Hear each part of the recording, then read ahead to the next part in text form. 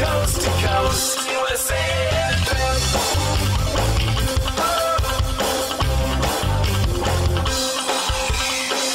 The hits you never heard till now, DC coast to coast.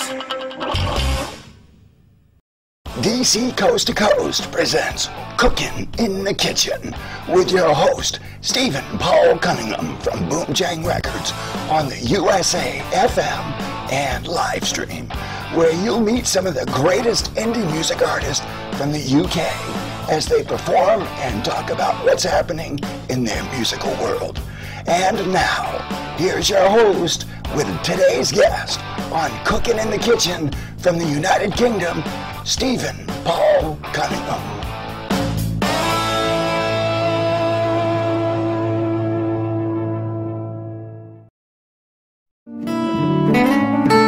Well, here we are, back to DC Coast to Coast, Boomjang Records, Cookin' in the Kitchen program. I don't know why they've stopped actually, but some lovely music going on here. Got some old friends. You having a bit of coffee, guys? Just having some coffee. Well, it's a nice windy morning here in the UK, and I've got a few friends in to interview, and we'll have a bit of a chat. So I'd like to welcome Jim Hornsby, who you've seen before on DC Coast to Coast, and Danny, also known as Donny in the only amongst my best friends in the United States, as he's been interviewed before, which is always fantastic. So, good morning. How are you doing? Morning, Steve. You're nice and relaxed. Nice coffee. always. Oh, it's always nice to have a cup of coffee, isn't it? Well, I thought it'd be nice to bring you in today, have a little chat, do a little bit of music, and try and get a little bit of history from you, really. I mean, Jim and I go back a little way. I met Jim when I was about 17 in his studio, and he came in with his B-bender and completely confused us. I was thinking, how on earth is he doing that? He had a little trick going on there, but I didn't know how it worked. Anyway, where he's up to, what he's up to now. I mean, a lot of years have gone past since we've did that first ever session. Mm-hmm. Well, we did, you know, it's gone full circle, really. Hopefully, I'm just starting on the second cycle. Excellent. But as you know, because we're involved with Boomjang these days, yeah. We've got a diesel therapy band, Right. which is all things. Well, that's what I should have mentioned, actually. I mean, you're two members of a band called Diesel Therapy, right?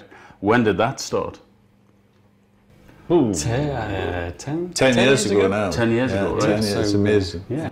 Yeah. Yeah. And obviously there's a couple of other members in the band. Do you want to name check? Yeah, there's Chris Ringer. Chris, do you want to just come in and say hi? Yeah. Even though you haven't got a mic on, doesn't matter though. Just say hello. Hello.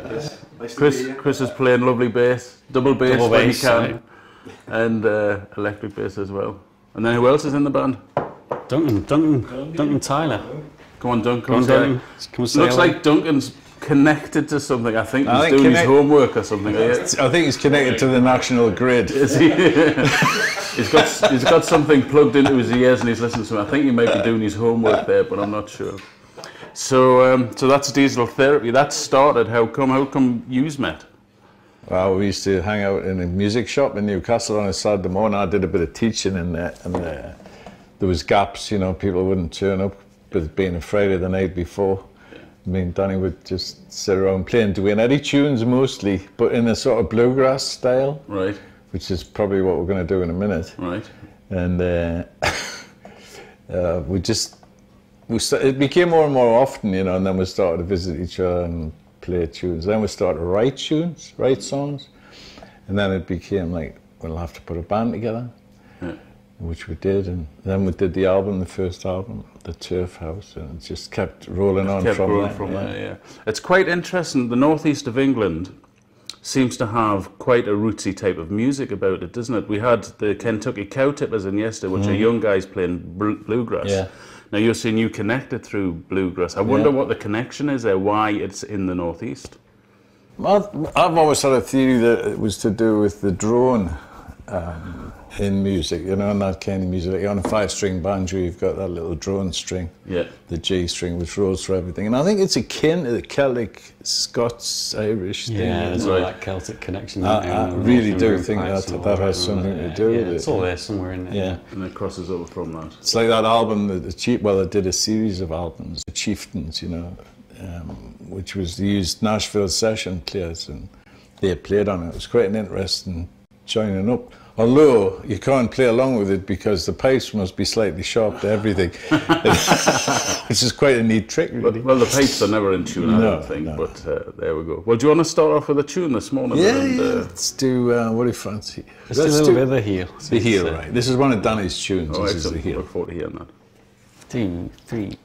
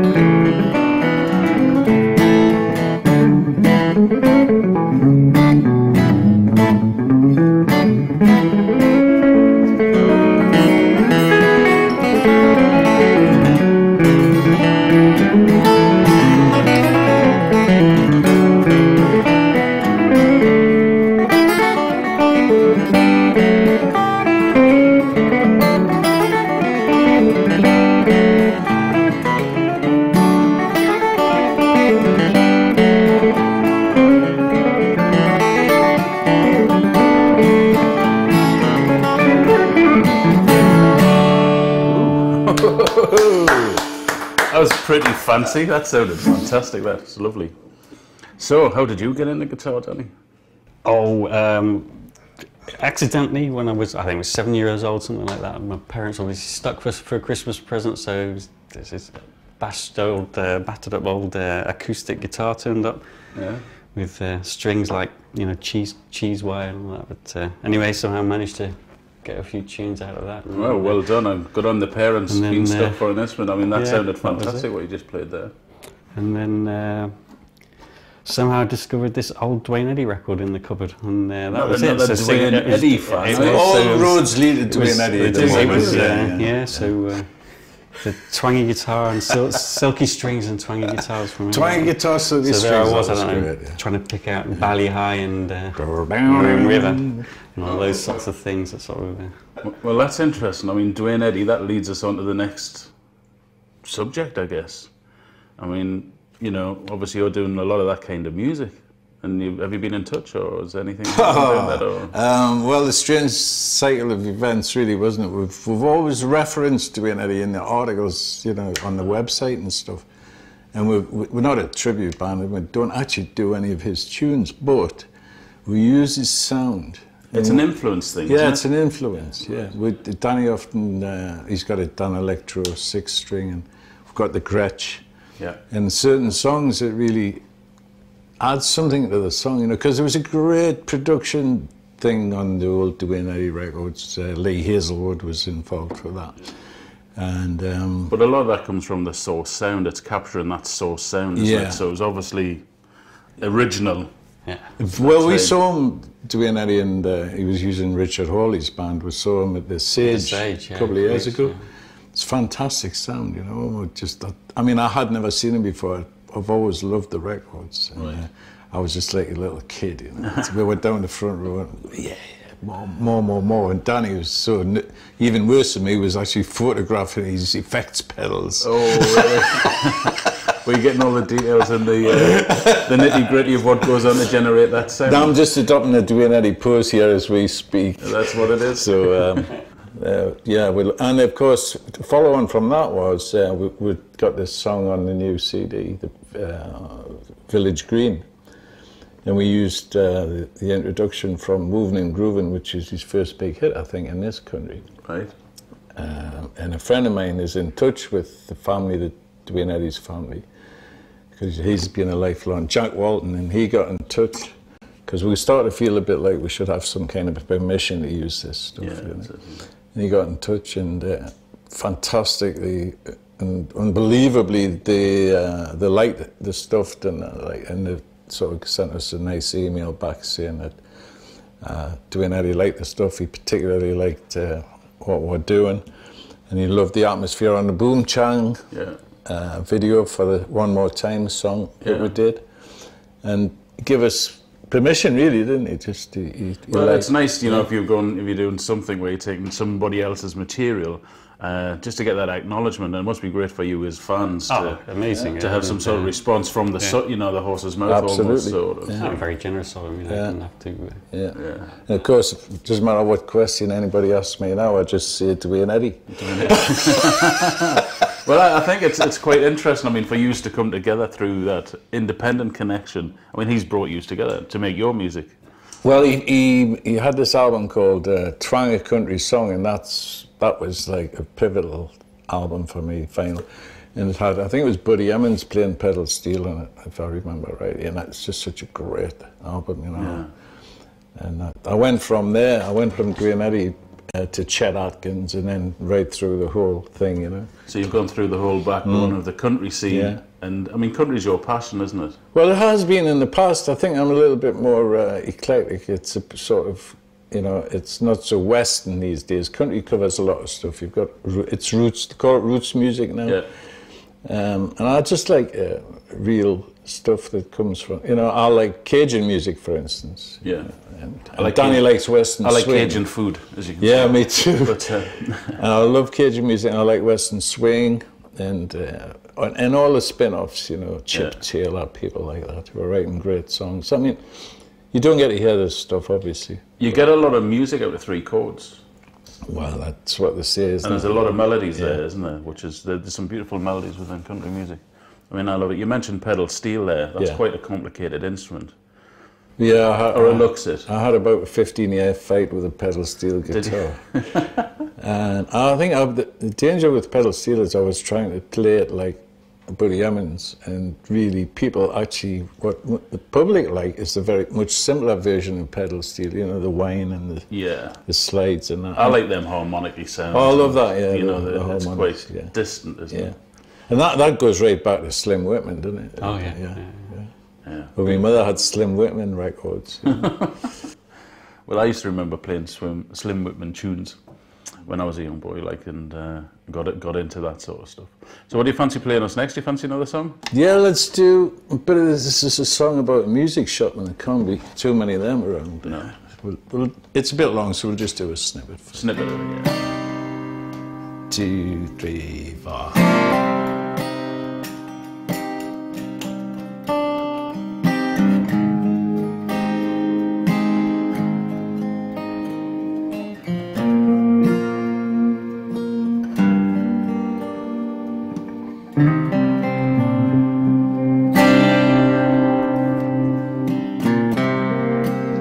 Maxie shares the music. Maxie shares the love. Maxie shares it up the stairs. There's treasure above.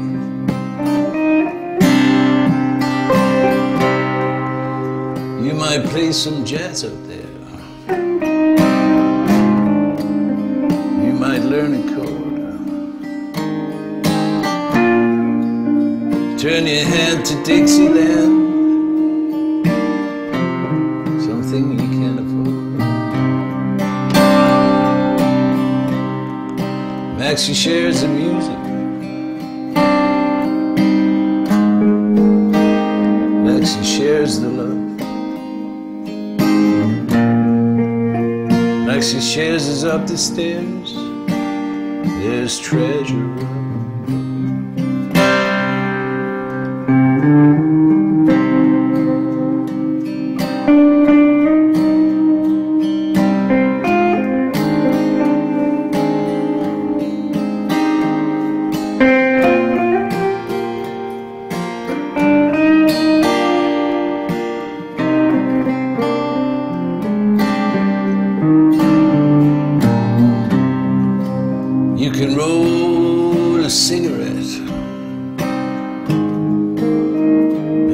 drink a beer. Maybe play an old guitar, 'cause Maxie doesn't care.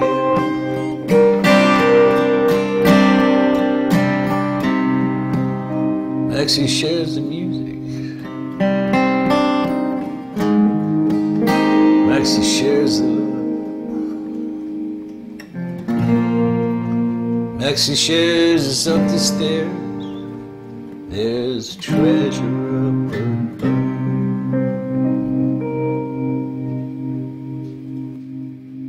Wow, there you go. Well, that paints a picture, doesn't it? Yeah, well, that shop was situated in an old covered-in market in the centre of town, which is still there. You know? Is it? And the Granger Market. Yeah. And it's just a great memory, you know, of a much simpler time. It's black and white memory, really, I suppose. Yeah. So that's going to go on the new album, right? And you've had a couple of albums in the past. Yep. This is the third album. Third album, which we're doing with Boom Chang. Yeah. Records. And is there a theme behind the album, do you think? I mean, you've done that song, Maxie Shares there, that paints a picture to me. I mean, are you reliving some of your past from these songs? Well, how do you even write songs? How do you go about doing that? Well, for me, it's the lyrics first. Always the idea, right. always the lyrics first. Because I have an idea, and it is from the past. I can only write from experiences. I can't put myself in a situation and pretend to be, you know, like a truck driver or an aeronaut or whatever. Yeah. I can only write from things I've actually experienced. And it took me a long time to get to this point. I've actually been able to write songs and talk about the experiences, you know, because there are so many great songwriters out there. Yeah. Yeah, it's a hard thing to join in and think I can do this. You know, yeah, because the quality is quite high. Yeah, it's the standard's very high. So I can only write with conviction about what I've actually experienced. You know? Yeah. And that Maxie Shares would be an example of that. Was just a place I used to go as a kid. Sure. That I never forgot. You know, you never forget your first music shop, do you? No. You know, where if they were nice to you, which right, they were, you know, but you go in there, you play good guitars. It's like Aladdin's cave when you're on your first music shop when you're young, isn't it? And you see all these things that which you don't have the money to buy it, so it's a dream, isn't it? So, yeah. Now we can, you know, because you get to a point where you can actually have a few nice guitars. Yeah. And it helps you play a little bit better. It does. That's all it does, really, because you know, there's not that much difference between a £100 guitar and a £1,000 guitar. Especially if you haven't got the talent, I guess. Well, you can't substitute. Yeah. You can't buy that. It's the inspiration as well. You look at it and you think, and there's the whole heritage. I mean, a Gretsch guitar, Dwayne Eddy, all the rest of it. It's kind of, it inspires you, doesn't it, to try and emulate the things you've heard other people do. You just look at the people you like and you say, right, I'll get the same gear as them, you know. Yeah. And then you realise that you can never play like them because they've already done that. That's right, yeah. But if you sort of copy enough people and learn from enough people over the years, hopefully you'll get your own little style going on out of that, you know. Well, that's good. So some other songs on the forthcoming album, I mean, are they all based around history stories? I mean, you say that's how you write. You write on your experience. I mean, what are the songs? I think it's Jed Grimes mentioned that. I think it must be.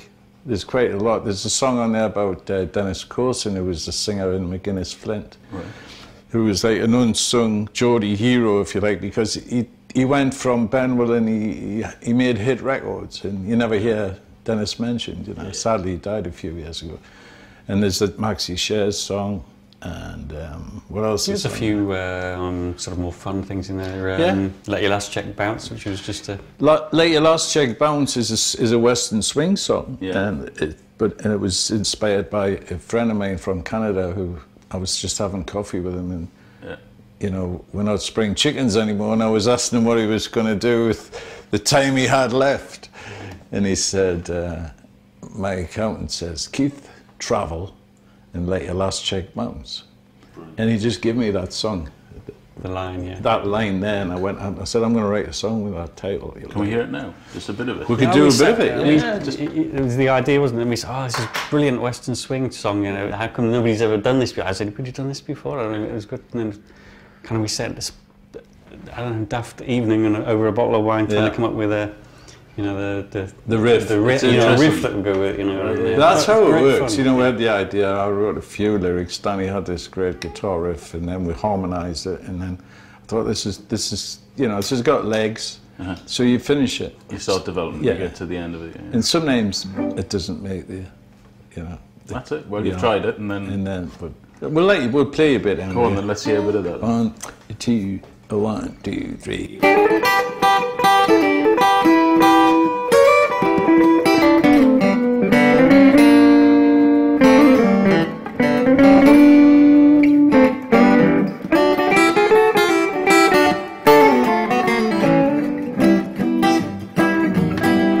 You got money in your bank account you don't want the government to know about. Just take it all out. Take it on out. Take it all out. Sing up, boys, take it all out.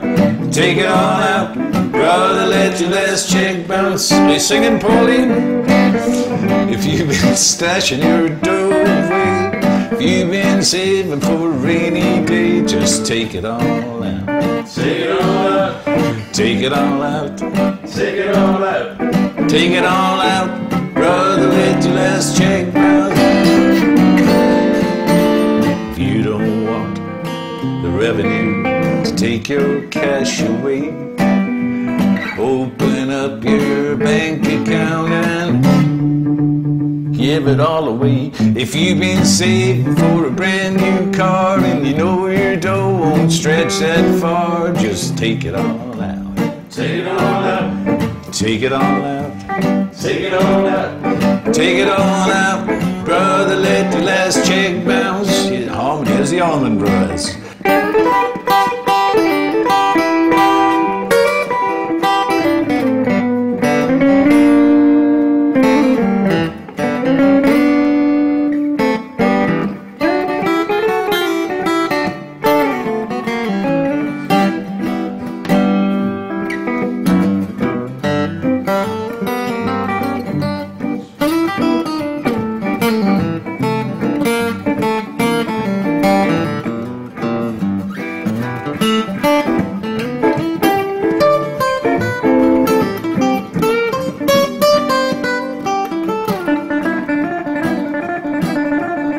Throw around the clock.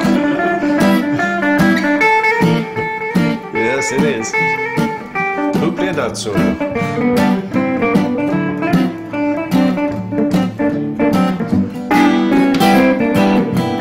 When they read your will and testament, let them find out every last penny spent. 'Cause you took it all out. You took it all out. You took it all out. Ah, you took it all out. Quiet in the back. Took it all out. Brother, let your last check bounce.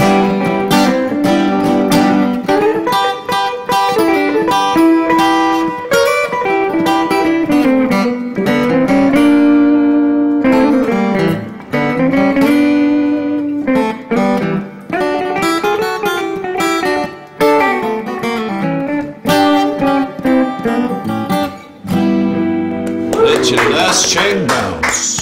Very nice. I'm loving that. Like, it just makes me smile like crazy. I tell you what, such a smiley song, isn't it? Yeah. Anyway, moving on. Social media. Are you into that? Do you do that sort of thing? Have you connected with the modern world of? I thought you were going to say Connecting with social people. security there for a minute. Yeah, we do that. Danny's a whiz kid, so I'll let him do this section. Well, yeah, I mean, you can, of course, catch us on dieseltherapy.co.uk, which Do you is want to our just little talk to the people at home there? dieseltherapy.co.uk. Yeah, which you can, you know, free downloads and all that, links to Boomchang and all that kind of stuff. And yeah, Twitter, we're big tweeters. Do you tweet a lot? Tweet a lot. Yeah. So, Oh, that's good. yeah, I'm not sure I've Diesel connected Therapy. with you on yeah, Twitter okay, yet. Yeah, yeah, we're Twitter, a few, Twitter. It's all modern. Yeah, few little personas there. Twangy Guitar is one of them, and then right. Diesel Therapy, of course. So we have a conversation with us. Tell us what you like, what you don't like. Just Well, it's good to daft connect crack, with the yeah. people at home, isn't it? So. Tell us where all the good vinyl shops are near you, and we'll, you know, come and have a troll through them and all the rest of it. So, Sounds great. and Facebook, of course. Facebook, Well, that's another one. That's another good way of connecting with people. And is it just Diesel Therapy on Facebook? Or? Facebook/Diesel Therapy. Yeah. Well, there we go. I think we're going to wrap up the show today, Danny boy. And I'd like to thank you for coming in. Thank you, Steve. It's been Thanks. great crack. I love hearing the music. It's always great fun. Cooking in the Kitchen, DC, coast to coast, Boomchang Records coming from the UK, the northeast of England in the UK. And we'll catch you on the next time that we do the next band. And I'm looking forward to it. Bye.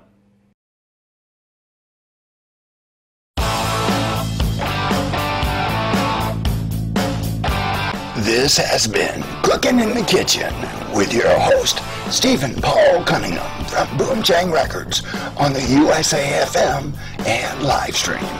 Join us again next time as Stephen introduces you to some of the greatest indie music artists in the United Kingdom.